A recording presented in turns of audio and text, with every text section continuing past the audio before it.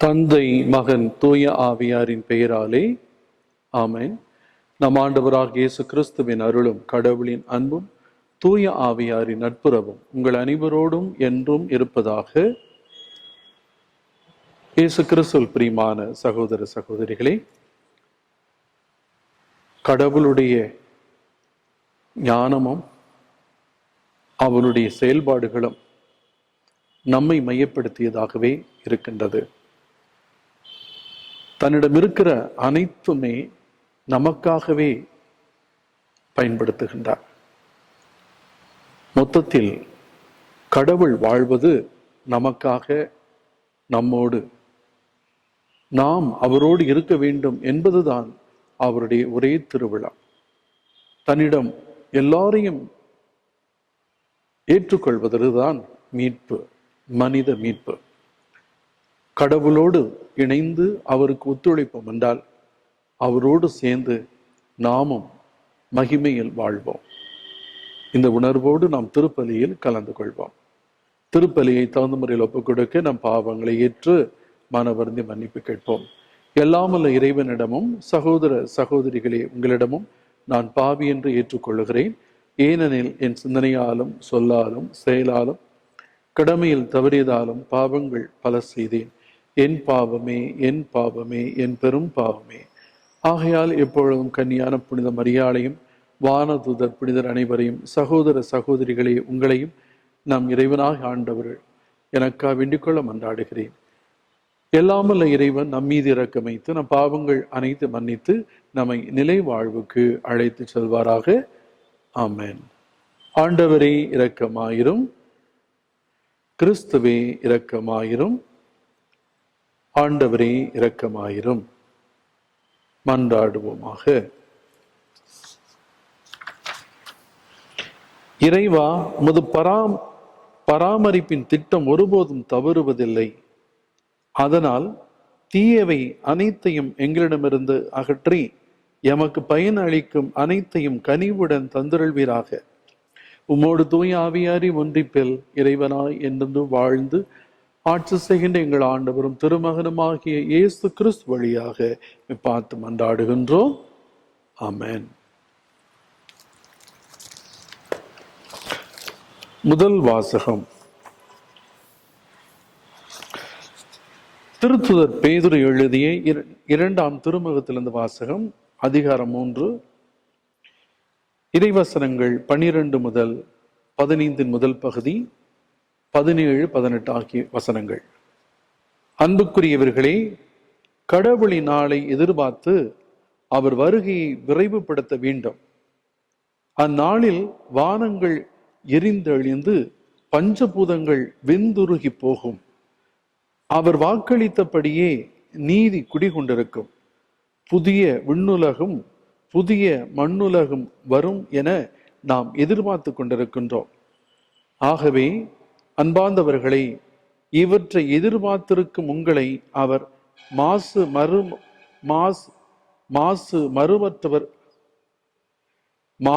மறுவற்றவர்களாய் நல்லுறவு கொண்டவர்களாய் காணும் வகையில் முழு முயற்சி செய்யுங்கள். நம் ஆண்டவரின் பொறுமையை மீட்பு என கருதுங்கள். அன்பார்ந்தவர்களே, நீங்கள் இவற்றையெல்லாம் ஏற்கனவே அறிந்திருக்கிறீர்கள். கட்டுப்பாடற்றவர்களின் தவறான வழிகளில் கவர்ந்து இழுக்கப்பட்டு உங்கள் உறுதி நிலையினின்று விழுந்து விடாதபடி கவனமாயிருங்கள். நம் ஆண்டவரும் மீட்பருமான இயேசு கிறிஸ்துவின் அருளிலும் அறிவிலும் வளர்ச்சி அடையுங்கள். அவருக்கு இன்றும் என்றென்றும் மாட்சி உரித்தாகுக. ஆமென்.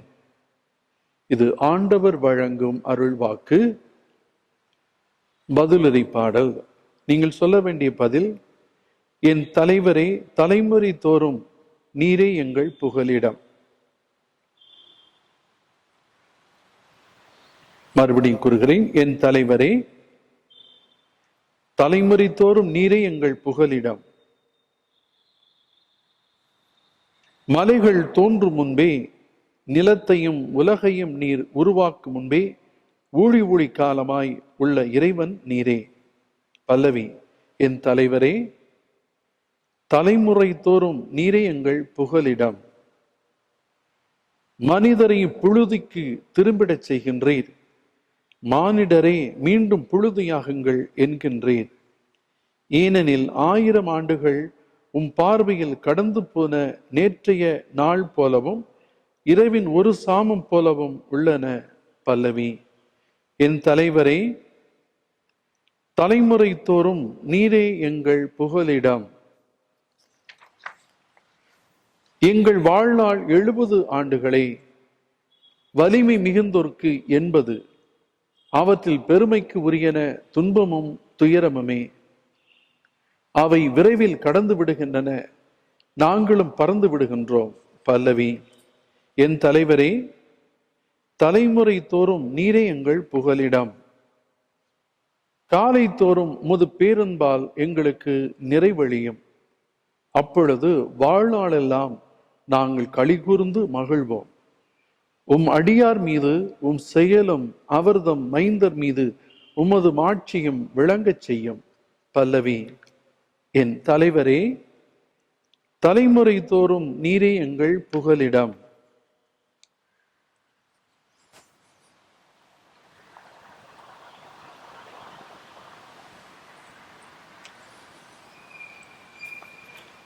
அல்லேலுயா, அல்லேலுயா, அல்லேலுயா.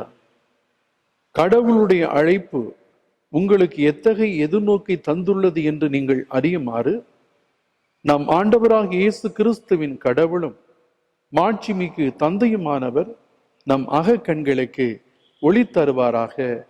அல்லேலுயா, அல்லேலுயா, அல்லேலுயா. ஆண்டவர் உங்களோடு இருப்பாராக. புனித மார்க்கு எழுதிய பரிசுத்த நற்செய்தியிலிருந்து வாசகம்.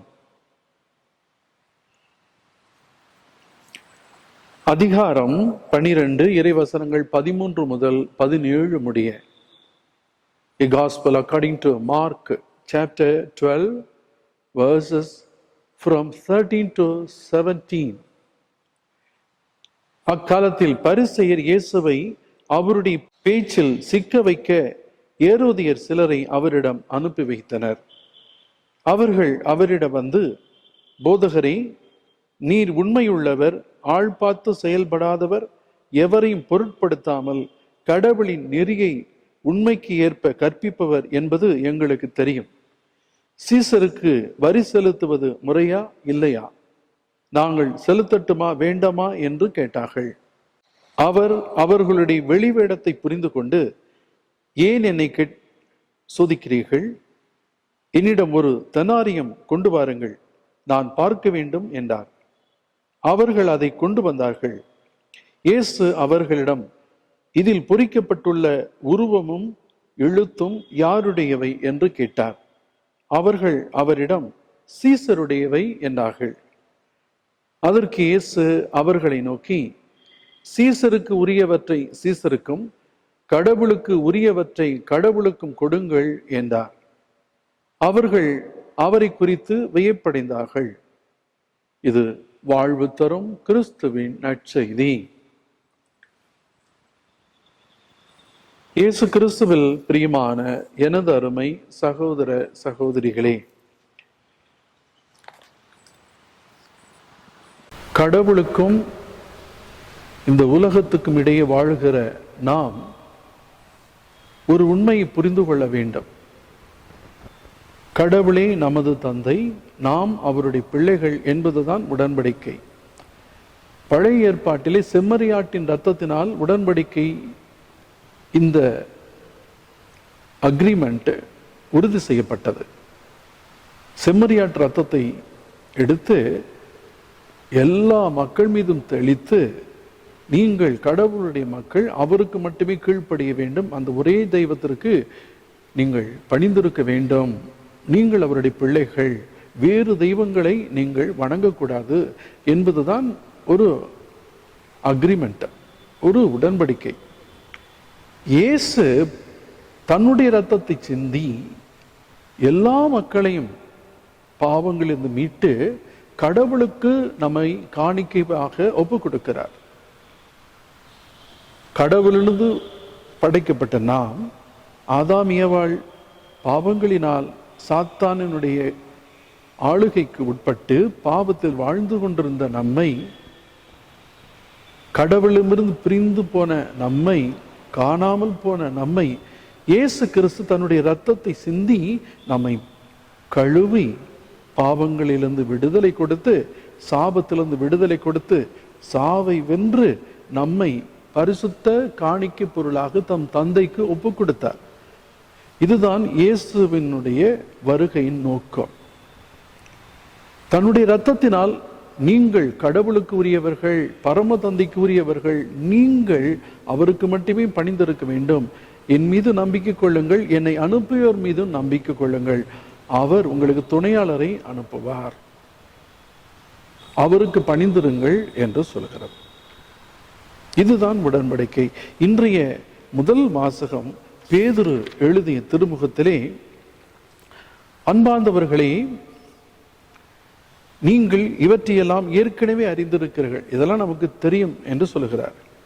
கட்டுப்பாடற்றவர்களின் தவறான வழிகளில் கவர்ந்து இழுக்கப்பட்டு உங்கள் உறுதி நிலையினின்று விழுந்து விடாதபடி கவனமாயிருங்கள் என்று சொல்கிறார். நம்முடைய இருக்கிற அந்த பரிசுத்தமான நிலையிலிருந்து தவறி விழுந்து விடக்கூடாது. கட்டுப்பாடற்றவர்கள் எந்த ஒரு கட்டுக்கும், எந்த ஒரு ஒழுக்கத்துக்கும், எந்த ஒரு நெறிக்கும், இப்படித்தான் வாழ வேண்டும் என்கிற கட்டுப்பாடுக்கும் இணங்காதவர்கள். நாங்கள் யாருக்கும் கட்டுப்பட மாட்டோம். எங்கள் உணர்வு, எங்களுடைய ஆசைப்படி நாங்கள் வாழ்வோம். கடவுளை பற்றி பயம் இல்லை, சாபத்தை பற்றியோ நரகத்தை பற்றியோ, கடவுளுக்கு விரோதமாக வாழ்ந்தால் என்னென்ன நமக்கு தீமைகள் விளையும் என்கிறத பற்றியெல்லாம் எங்களுக்கு கவலை இல்லை. அதை நாங்கள் பார்க்க மாட்டோம். எங்களுக்கு தேவையெல்லாம் இப்பொழுது இந்த நேரத்தில் எங்களுக்கு எங்களுடைய உணர்வுகளுக்கு ஏற்றபடி நாங்கள் வாழ்வோம். எங்களுக்குள்ளே இருந்து பரிசுத்த ஆவி நமக்கு வழிகாட்டுதலை எல்லாம் கேட்க மாட்டோம். நாங்கள் ஞானஸ்நானம் வாங்கியிருக்கலாம், உறுதி பூசல் பெற்றிருக்கலாம், பரிசுத்த ஆவியின் பொழிவை பெற்றிருக்கலாம். அவர் எங்களுக்குள்ளே இருந்து தினமும், முக்கியமாக சோதனை நேரத்தில் இதை செய்யாதே என்று அவர் சொல்லிக்கொண்டே இருந்தாலும் அதை நாங்கள் கேட்க மாட்டோம், கட்டுப்பட மாட்டோம். கட்டுப்பாடு இல்லாமல் வாழ வேண்டும். எங்களுக்கு சட்டம் தேவையில்லை, இப்படித்தான் இருக்க வேண்டும் என்று யார் சொன்னாலும் நாங்கள் கேட்க மாட்டோம். எப்படி வேண்டுமானாலும் நாங்கள் வாழ்வோம். அன்பிக்கினியவர்களே, இன்று இந்த மீடியா உலகத்திலே நெறிமுறைகள் புறந்தள்ளப்படுகிறது. ஒழுக்கமான வாழ்க்கை முறைகள் எல்லாம் கேள்விக்குறியாக்கப்படுகிறது. அது தவறு என்று சுட்டி காட்டப்படுகிறது.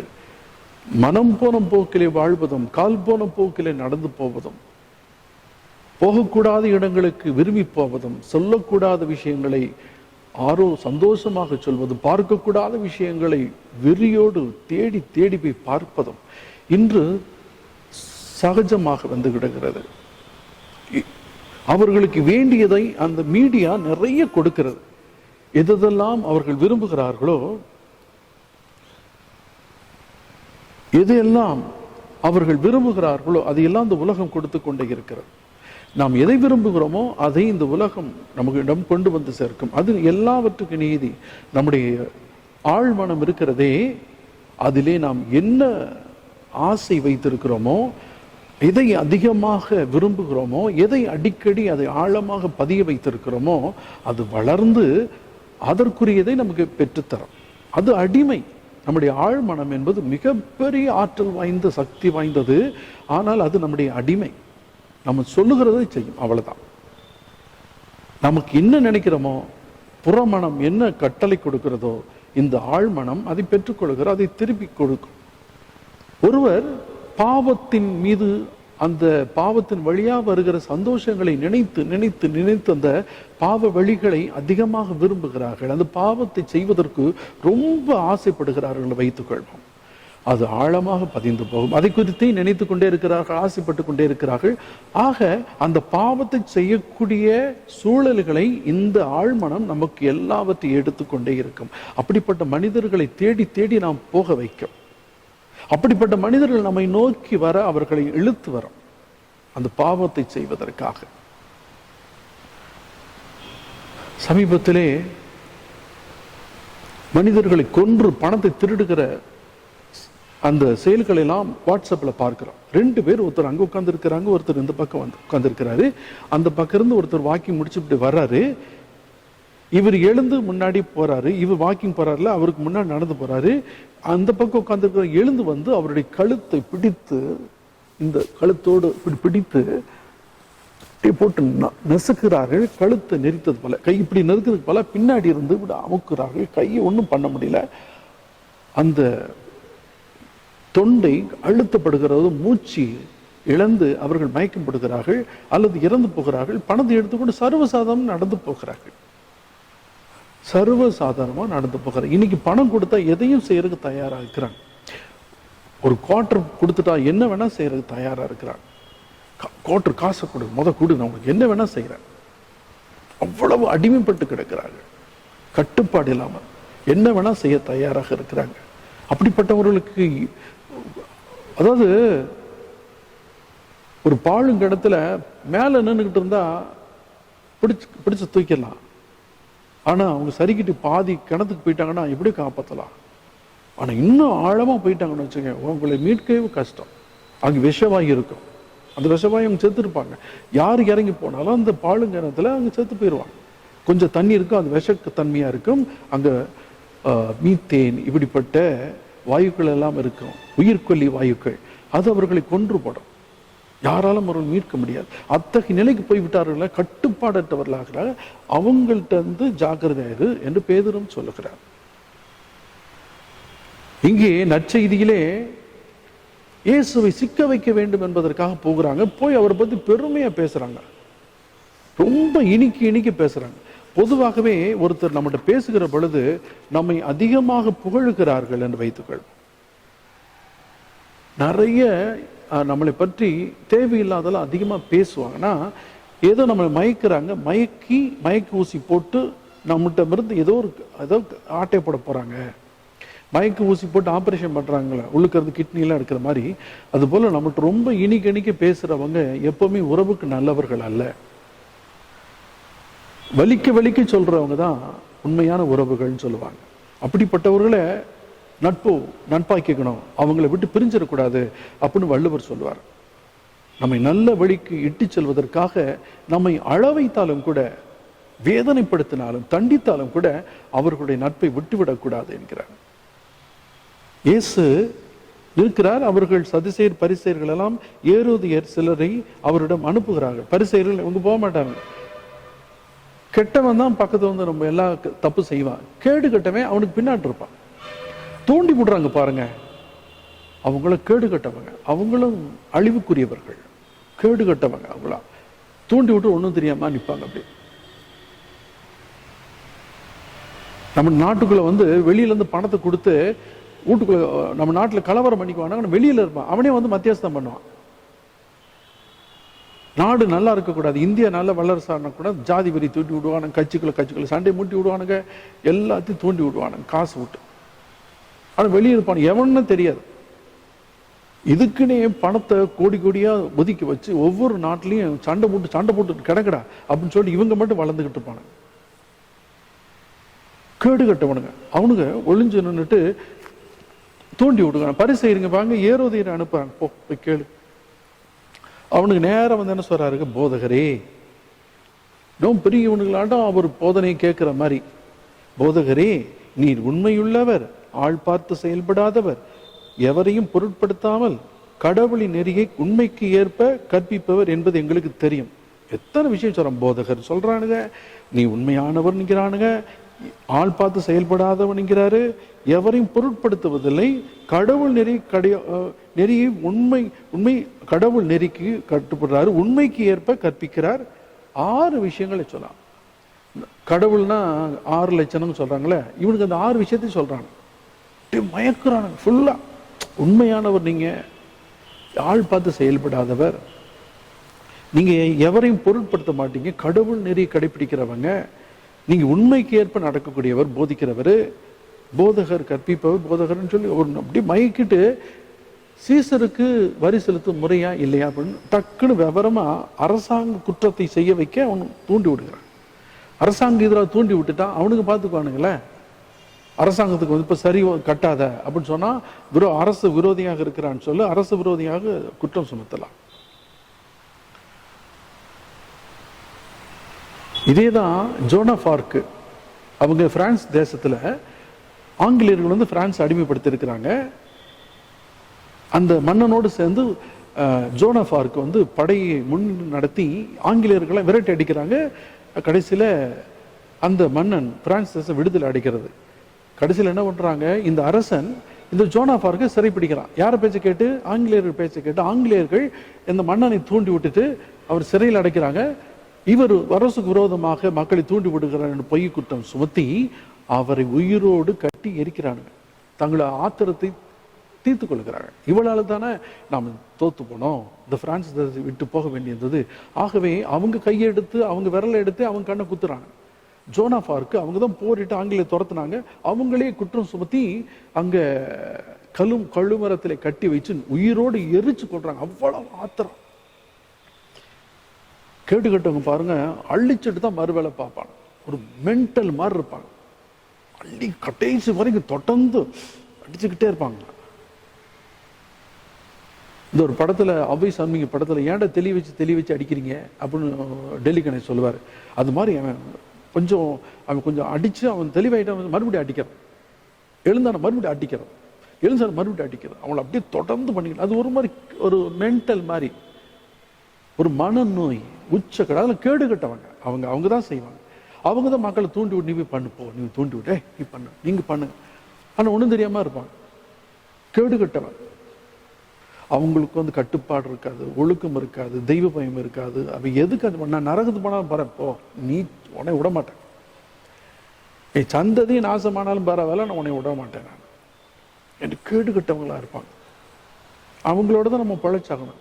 அதனால்தான் இங்கே ஏசு என்ன சொல்கிறாரு, எனக்கு ஒரு தெனாரி கொண்டு வாங்க. ரொம்ப சிம்பிளா கூலா இந்த பொண்ணுங்களெல்லாம் எப்படி பேசுவானுங்க அப்படின்னு தெரியும். இவனுங்களை தூண்டி விட்டது யாருன்னு தெரியும். மனக்கண்ணில் பார்க்குறாரு. பயந்தாங்கொழிங்க கோழ பசங்க அவனுங்க வந்து இவனுங்களை தூண்டி விட்டுருக்கானுங்க. முட்டாள்தனமாக கேட்குறானுங்க. நான் யாருன்னு தெரியல, நான் என்ன பதில் சொல்லணும்னு தெரியல. சரி இவனுங்களுக்கு சூடாக கொடுக்கலாம்னு சொல்லிட்டு இவனுக்கு பெருசாக பேசிட்டு வருவான். இவனுக்கு என்ன, ஐயோ நிச்சயமாக கொடுக்கணும்னு சொல்லுவார், இல்லைன்னா கொடுக்கூடாதுன்னு. ரெண்டு ஒன்று சொல்லி ஆகணும்ல, ஏதாவது பிடிச்சிக்கலாம். கொடுக்கணும்னா அப்போ நீ வந்து எங்களுக்கு யூதர்களுக்கு விரோதியா இருக்கிறியா நீ அப்படின்னு சொல்லிக்கலாம். இல்லை கொடுக்கூடாதுன்னா அப்போ நீ அரசுக்கு சீசருக்கு விரோதியா அப்படின்னு சொல்லிக்கலாம். ஏதாவது ஒன்று. இவனுக்கு ரெண்டு ஆப்ஷன் தான் இருக்கு. அவனுக்கு புத்தி மட்டு, ஆத்திரக்காரனுக்கு புத்தி மட்டும் சொல்றாங்க பாருங்க. ஆங்காரம் பிடிச்சவனுக்கு புத்திய வேலை செய்யாது. அவன் என்னால கெடுவான் அவன் கேடு தான் நினைச்சுக்கிட்டு இருப்பான். யாரெல்லாம் கேடுகளை நினைச்சுக்கிட்டே இருக்கானோ அவனுக்கு அது கேடு வந்துகிட்டே இருக்கும். சீனாவில் ஒரு பழமொழி இருக்குது, அடுத்தவனுக்கு குழி நோண்டும் போது முதல்ல உனக்கு ஒரு குழியை வெட்டிட்டு அப்புறம் அவனுக்கு குழியை தோண்டுன்பாங்க. ஆனா ஆங்காரம் பிடிச்சவனுக்கு எத்தனை பேர் பார்ப்பாங்க, கெட்டு குடிச்சவரா போயிருப்பாங்க. அவங்கள பத்தி தான் தெரியும். ஆனா அது அவங்கள மாதிரி நம்ம அழிஞ்சிடக்கூடாது, நம்ம ஒழுக்கமா மாத்திக்கணும், நம்ம திருத்திக்கணும் அப்படின்னு நினைக்க மாட்டாங்க. இன்னும் அதிகமா செய்வாங்க. அவன் ஒரு மாதிரி செஞ்சானா இவன் 16 அடி பாய்வான், லேட்டஸ்டா மாடர்னா செய்வான். இன்னைக்கு என்ன தெரியுமா மாடர்ன் பகை என்ன தெரியுங்களா? பகையை வளர்க்கறது, பகை வளர்க்கணும்னா சைலண்ட் கில்லிங் தான். Silent killing. கொஞ்சம் கொஞ்சமா அவங்கள கெடுத்தல் பண்றது.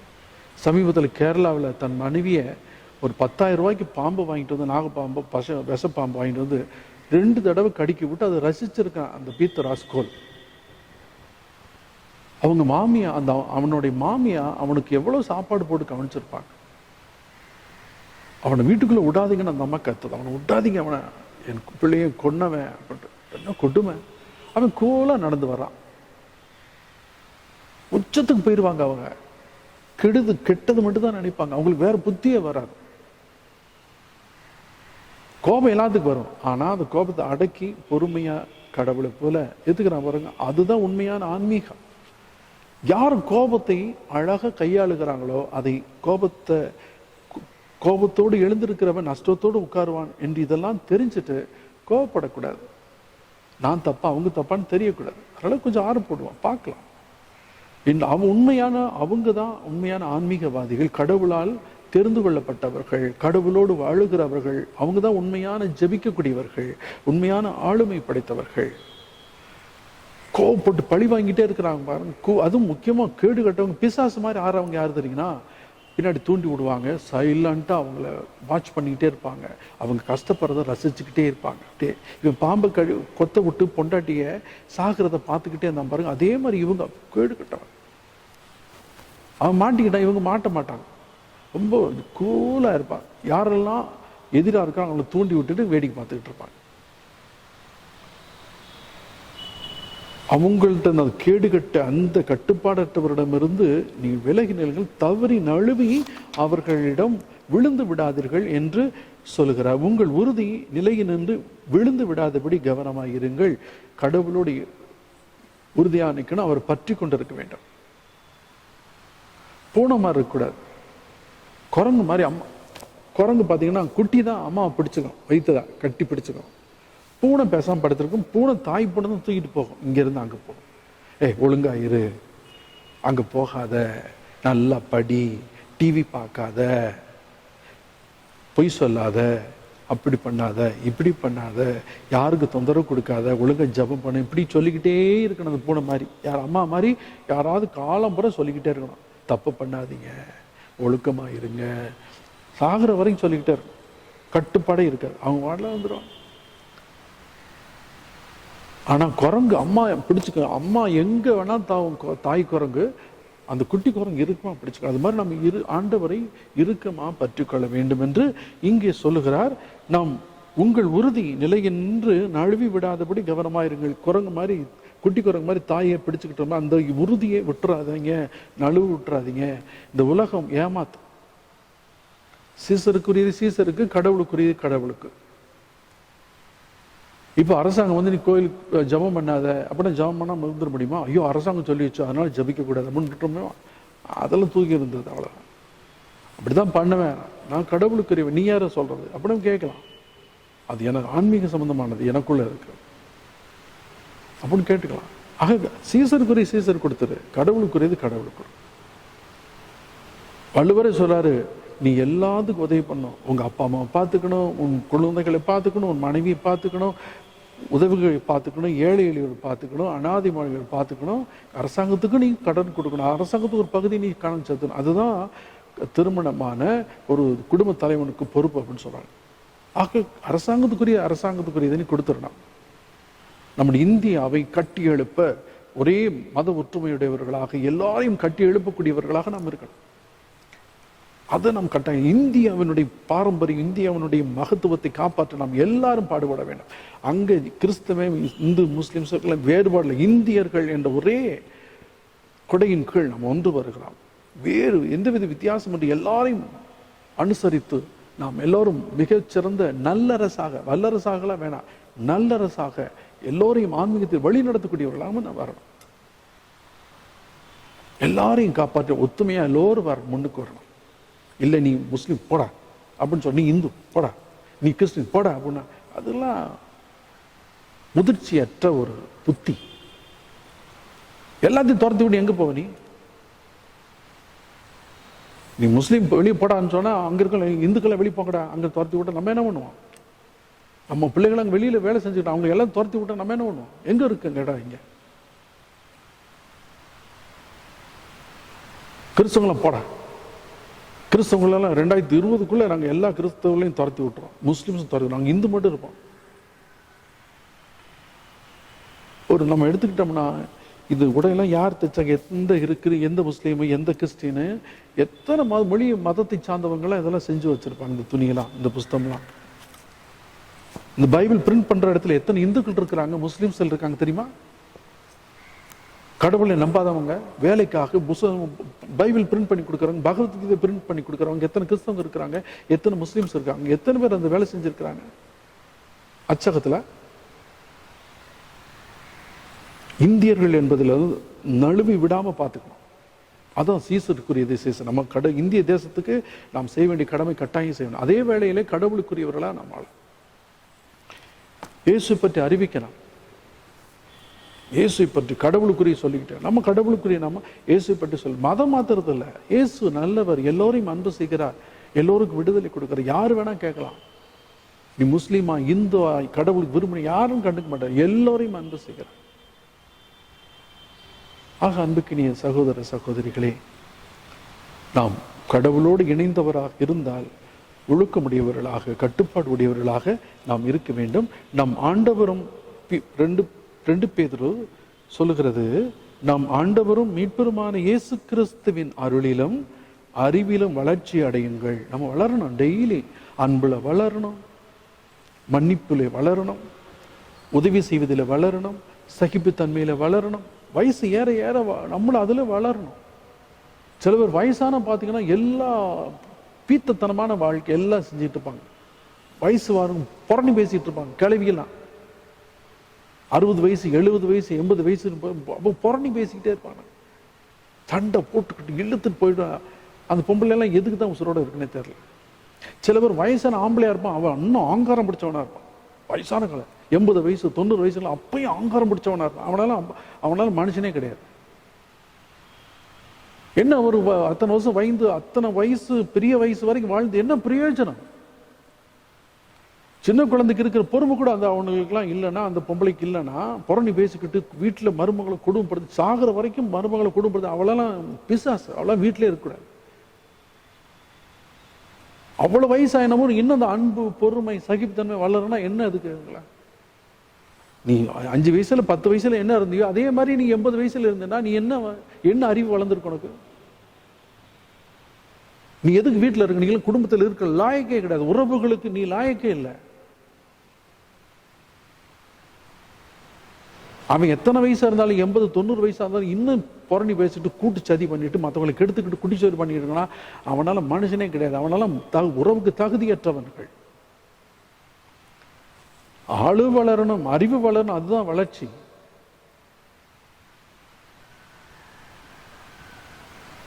ஆண்டவர் அதுதான் எதிர்பார்க்கிறார். அதான் இப்படி சின்னப்ப சொல்லுகிறார், ஆண்டவர் மீட்பெருமான இயேசு கிறிஸ்துவின் அருளிலும் அறிவிலும் வளர்ச்சி அடையுங்கள், அவருக்கு இன்றும் என்றென்றும் ஆட்சி உரித்ததாக நாம் சொன்னாலும் செயலாலும் உண்டாலும் குடித்தாலும் அவருடைய மகிமைக்காக நாம் செய்ய வேண்டும். அதுதான் கிறிஸ்துவ வாழ்க்கை.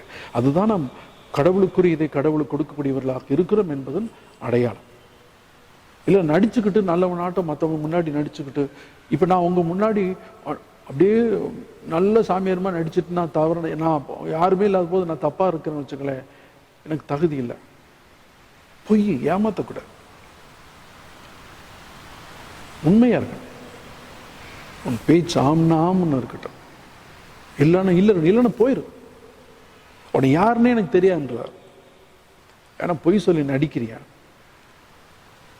எத்தனை தடவை நீ நடிப்ப? என்னை முட்டாள் நினைச்சிட்டேன், நான் அங்கெல்லாம் பார்க்க மாட்டாங்கன்ட்டு கடவுள் சொல்லுவார் உங்களை. ஏன்னா உனக்கு எனக்கு தெரியவே தெரியாதுன்னு ஆண்டவர் சொல்றார்.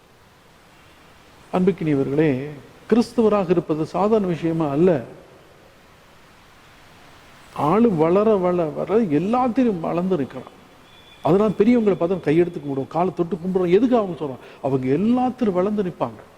அவங்களாவது பெரியவங்கள ஒரு விழா காலத்துங்களே அவங்க பெரியவங்க காலை விழுந்து விட்டுருக்கும். மீசை வச்சுட்டு எல்லாத்தையும் கெட்டவத்தை பேசிட்டு எல்லாம் திட்டிட்டு கெட்டவ சொல்லுவோம். எல்லாம் குடும்பத்தெல்லாம் அடிச்சு மிரட்டி பழி வாங்கிட்டு இன்னும் இந்த மற்றவங்களுக்கு செய்வன வைக்கிறதெல்லாம் பண்ணிக்கிட்டு இருப்பாங்க. அவன் காலையால உழவே கூடாது, பிசாசு கால உழக்கூடாது. யார் பக்தியிலும் கடவுள் பக்தியிலும் பொறுமையிலும் அன்பிலும் மன்னிப்பிலும் விட்டு கொடுத்தலும் சகிப்புத்தன்மையிலும் எல்லா மதிப்பீடுகளிலும் வளர்ந்து பழுத்த பழமா இருக்காங்க பாருங்க, அவங்க காலை தொட்டு வணங்கினா அந்த ஆசீர்வாதம் நமக்கு நிலைச்சு நிற்கும்.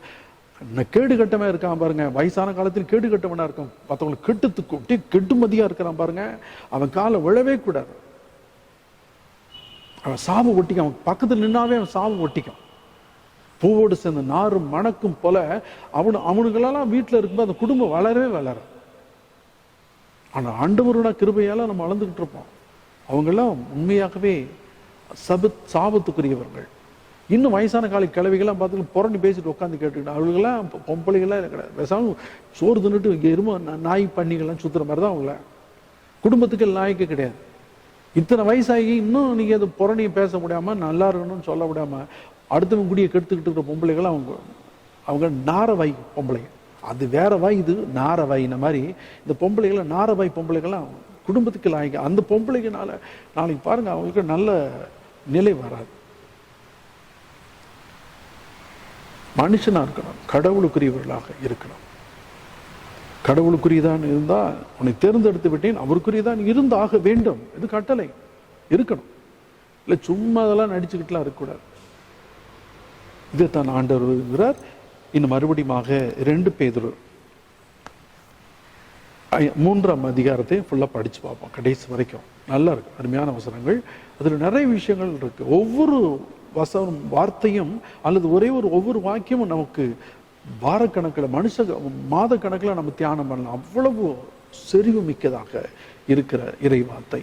ஜெபிப்போமாக. எங்கள் நல்ல தகப்பனே இறைவா, நாங்கள் உமக்குரியவர்களாக தேர்ந்தெடுக்கப்பட்டிருக்கிறோம். கிறிஸ்து எங்களுக்காக தன்னை உயிரை கொடுத்து ரத்தம் சிந்தி உமக்காக எங்களை ஒப்புக் கொடுத்த அந்த மகத்துவத்தை, அதனுடைய ஆழத்தை, அதனுடைய மேன்மையை, இம்பார்ட்டன்ஸை நாங்கள் புரிந்து கொண்டு அதற்குரியவர்களாக நாங்கள் உமக்கு ஏற்ற பிள்ளைகளாக நாங்கள் வாழ உம்முடைய அன்பிலும் அருளிலும் வளர்ந்து உமக்கு சாட்சிகளாக நிலைத்து நிற்க அருள்தார்.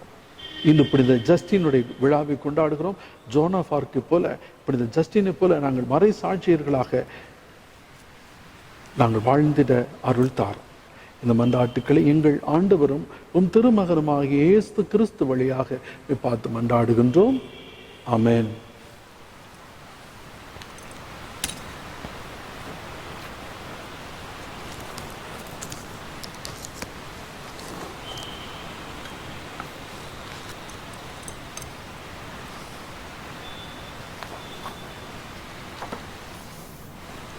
ஆண்டவரே, அனைத்துலகின் இறைவா, நீர் வாழ்த்து பெறுவீராக. ஏனெனில் முது வல்லமையிலிருந்து நாங்கள் இந்த அப்பத்தை பெற்றுள்ளோம். நிலத்தின் விளைவு, மனித உழைப்பின் பயணமான இந்த அப்பத்தை உமக்கு ஒப்புக் கொடுக்கிறோம். இது எங்களுக்கு வாழ்வளிக்கும் அப்பமாக மாறும். இறைவன் என்றென்று வாழ்த்து பெறுவாராக.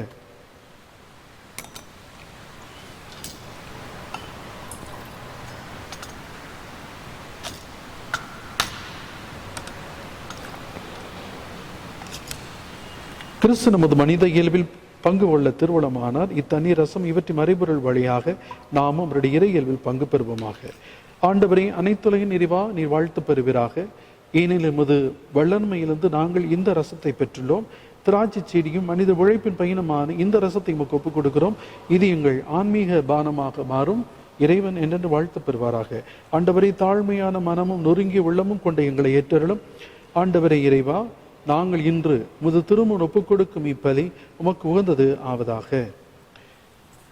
ஆண்டவரை, எனது குற்றம் நீங்க என்னை கழுவியருளும், என் பாவத்திலிருந்து என்னை தூய்மையாக்கும்.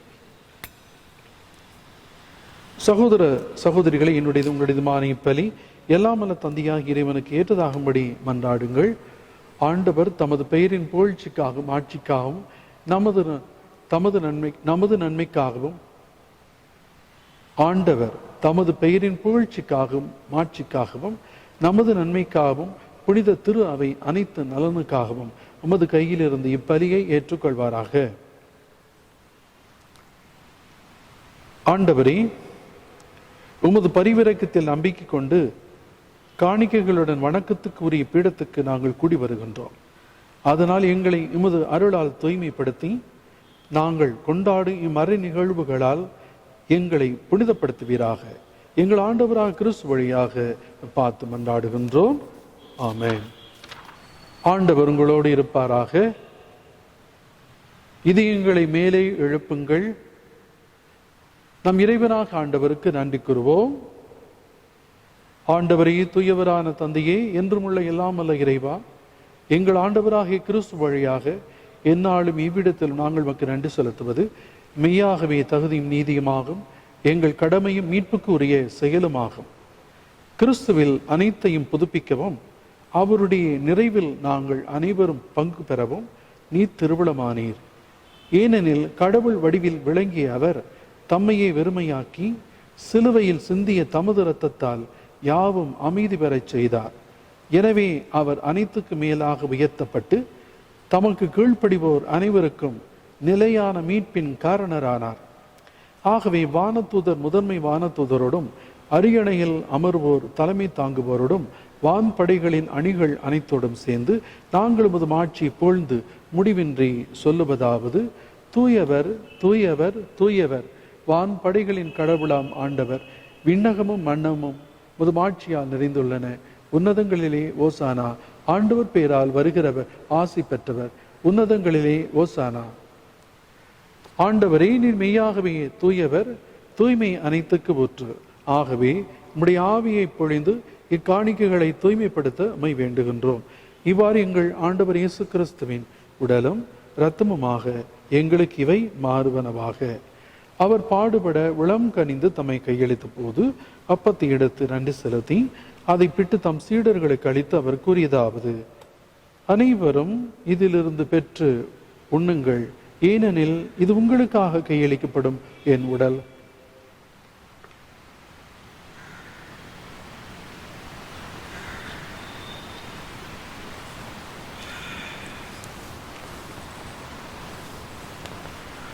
அவ்வளமை இரவு விருந்தை அருந்தியவின் கிண்ணத்தையும் எடுத்து மீண்டும் நன்றி கூறி தம் சீடர்களுக்கு கொடுத்தவர் கூறியதாவது, அனைவரும் இதிலிருந்து பெற்று பருகுங்கள், ஏனெனில் இது புதிய நிலையான உடன்படிக்கைக்கு உரிய என் இரத்தத்தின் கிண்ணம். இது பாவ மன்னிப்புக்கென்று உங்களுக்காம் பலருக்காம் சிந்தப்படும். இதை என் நினைவாக செய்யுங்கள்.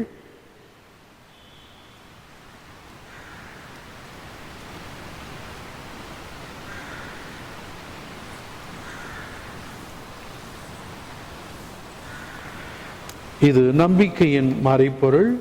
ஆண்டவரே, நீர் வருமளவும் முது இறப்பினை அறிக்கையிடுகின்றோம், முது உயிர்ப்பினையும் எடுத்துரைக்கின்றோம். ஆகவே ஆண்டவரே, நாங்கள் கிறிஸ்துவின் இறப்பினையும் உயிர்ப்பினையும் நினைவு கூர்ந்து வாழ்வுதரும் அப்பத்தையும் மீட்பளிக்கும் கிண்ணத்தையும் மூக்குப்பு கொடுக்கின்றோம். உம் திருமணன்று மூக்கு ஊழியம் புரிய தகுந்தவர்களை நாங்கள் ஏற்றுக்கொண்டீர், எனவே உமக்கு நன்றி செலுத்துகிறோம். மேலும் கிறிஸ்துவின் உடலிலும் இரத்தத்திலும் பங்கு கொள்ளும் எங்களை தூய ஆவியார் ஒன்று சேர்க்க வேண்டும் என தாழ்மையுடன் மன்றாடுகிறோம். ஆண்டவரே, உலகெங்கு பரவி இருக்கும் முது திரு அவையை நினைவு கொண்டிருளும். எங்கள் திருத்தந்தை பிரான்சிஸ், எங்கள் ஆயர் தாமஸ் அக்வைனாஸ், உங்களுடைய மறைமாவட்ட ஆயர்களை நினைத்து மன்றாடுங்கள். எல்லா திரு நிலையினர் ஆகிய அனைவரோடும் உமது திரு அவை அன்பில் நிறைவேற செய்திருளும். நீர் உலகிலிருந்து அழைத்து கொண்ட மரிய சிங்கராயர், அருளாயி எனும் அடியார்களை நினைவு கொண்டிருளும். உம் திருமகனோடு அவரது இறப்பில் இணைக்கப்பட்டிருந்த இவர்கள் உயிர்ப்பிலும் அவரை போல் இருக்கச் செய்திருளும். மேலும் உயிர்த்தெழும் எதிர்நோக்குடன் துயில் கொள்ளும் எங்கள் சகோதர சகோதரிகளை நினைவு கொண்டிருளும். கண்களை மூடி இறந்த அனைவருக்காக ஜெயிப்போம். முக்கியமாக யாரும் நினையாத ஆன்மாக்கள், உத்திரிகிற நிலை ஆன்மாக்களுக்காக மன்றாடுவோம்.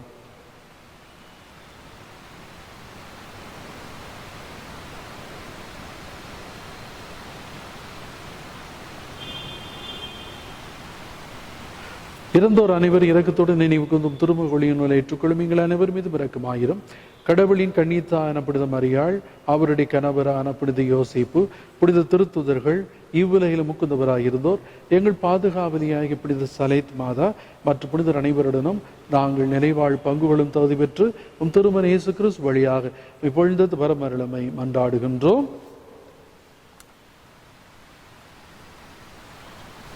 இவர் வழியாக இவரோடு இவரில் எல்லாம் வல்ல இறைவனாகிய தந்தையே, தூயாவியாரி ஒன்றிப்பில் எல்லா புகழும் ஆட்சியும் என்றென்றும் உமக்கு உரியதே.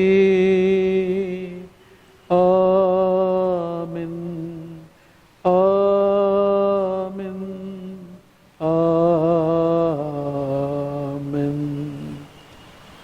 மீட்பரின் கட்டளையால் கற்பிக்கப்பட்ட தெய்வ படிப்பினியால் பயிற்சி பெற்ற நாம் அனைவரும் மகிழ்ந்து ஜெபிப்போம். விண்ணுலகில் இருக்கிற எங்கள் தந்தையே, உமது பெயர் தூயதென போற்ற பெறுக, உமது ஆட்சி வருக, உமது திருவிழா விண்ணுலகில் நிறைவேறுவது போல மண்ணுலகிலும் நிறைவேறுக. எங்கள் அன்றாட உணவை இன்று எங்களுக்கு தாரும். எங்களுக்கு எதிராக குற்றம் செய்வோரை நாங்கள் மன்னிப்பது போல எங்கள் குற்றங்களை மன்னியும். எங்களை சோதனைக்கு உட்படுத்தாதையும் தீமையிலிருந்து எங்களை விடுவித்தருளும். ஆண்டவரே, தீமை அனைத்திலிருந்தும் எங்களை விடுவித்து எங்கள் வாழ்நாளில் அமைதியை கனிவுடன் அருளமை மன்றாடுகிறோம். உமது இறைக்கு உதவியா நாங்கள் பாவத்திலிருந்து எப்போதும் விடுதலை பெற்று யாதொரு கலக்கமும் இன்றி நலமாய் இருப்போமாக. நாங்கள் இது நோக்கி இருக்கும் பேரின்பத்துக்காம் மீட்பராகிய இயேசு கிறிஸ்துவின் வருகைக்காம் காத்திருக்கின்றோம். ஏனெனில் ஆட்சியும் வல்லமையும் மாட்சியும் என்றென்றும் உமதே. ஆண்டவரை இயேசு கிறிஸ்துவே, அமைதியை உங்களுக்கு விட்டு செல்கிறேன், என் அமைதியையும் உங்களுக்கு அளிக்கிறேன் என்று உம் திருத்துதர்களுக்கு மொழிந்தரே. எங்கள் பாவங்களை பாராமல் உமது திரு அவையை நம்பிக்கை கண்ணோக்கி உம் திருவுளத்துக்கு ஏற்பதற்கு அமைதியை ஒற்றுமை அளித்தல்வீராக. என்னென்று வாழ் ஆட்சி செய்கின்றவர் நீரே. ஆண்டவருடைய அமைதி உங்களோடு என்றும் இருப்பதாக. ஒருவருக்கொருவர் கிறிஸ்தன அமைதியை பகிர்ந்து கொள்வோம். உலகின் பாவங்களை போக்கும் இறைவனின் செம்மறியே, எங்கள் மேல் இரக்கமாயிரும். உலகின் பாவங்களை போக்கும் இறைவனின் செம்மறியே, எங்கள் மேல் இரக்கமாயிரும். உலகின் பாவங்களை போக்கும் இறைவனின் செம்மறியே, எங்களுக்கு அமைதியை அளித்தருளும்.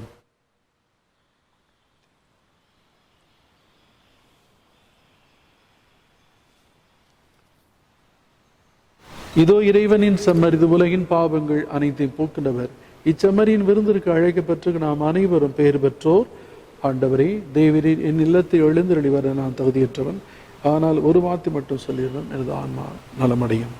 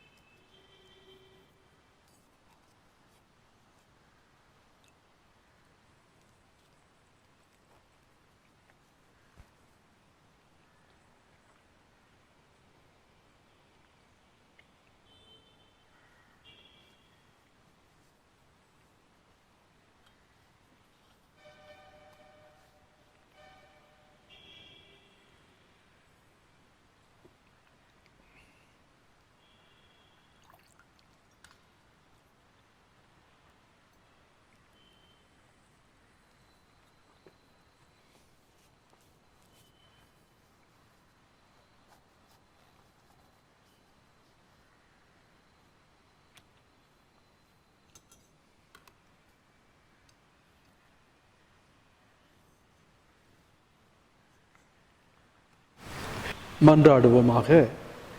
ஆண்டவரே, உம் திருமகனின் உடலையும் இரத்தத்தையும் விருந்தாக ஆட்கொள்ளும் எங்களை உம் ஆவியார் வழிநடத்த உம்மை வேண்டுகின்றோம். அதனால் வார்த்தையாலும் நாவாலும் மட்டுமல்லாமல் செயலாலும் உண்மையாலும் நாங்கள் உம்மை அறிக்கையிட்டு விண்ணரசுக்கு வந்து சேர தகுதி பெறுவோமாக. எங்கள் ஆண்டவராக கிறிஸ்து வழியாக உம்மை மன்றாடுகின்றோம். ஆமென். ஆண்டவர் உங்களோடு இருப்பாராக. எல்லாமல்ல இறைவன், தந்தை, மகன், தூய ஆவியார் உங்கள் அனைவரையும் ஆசீர்வதித்து காத்தருள்வாராக. சென்று வாருங்கள், திருப்பலி நிறைவேறிற்று. நித்திய ஸ்துதிக்குரிய பரிசுத்த பரமதிவிய நற்கருணைக்கு சதா காலமும் ஆராதனையும் துதியும் தோத்திரம் நமஸ்காரமும் உண்டாக கடவது. அச்சிட்ட சிலுவை அடையாளத்தினாலே எங்கள் சத்துருக்களிடமிருந்து எங்களை ரட்சித்தருளும். எங்கள் சர்வேசரா, தந்தை, மகன், தூய ஆவியாரின் பெயராலே ஆமென். அனைவரும் சொல்லுங்கள், பிரைஸ் தி லார்ட், ஹல்லேலூயா. இயேசுவே ஆண்டவர். மரியே வாழ்க. அருள்மிக பெற்ற மரியே வாழ்க. ஆண்டவர் உம்முடனே, பெண்களுக்குள் ஆசீர்வதிக்கப்பட்டவர் நீரே. உம்முடைய திருவயிற்றின் கனியாக இயேசுவும் ஆசீர்வதிக்கப்பட்டவரே. தூய மரியே, இறைவனின் தாயே, பாவிகளாயிருக்கிற எங்களுக்காக இப்பொழுதும் எங்கள் மரண வேளையிலும் வேண்டிக் கொள்ளும். ஆமென். தந்தைக்கு, மகனுக்கு, தூய ஆவியாருக்கு மகிமை உண்டாவதாக. அனைத்து புனிதர்களே, புனிதையர்களே, புனித சலேத் மாதாவே, தந்தை, மகன், தூய ஆவியாரின் பெயராலே ஆமென்.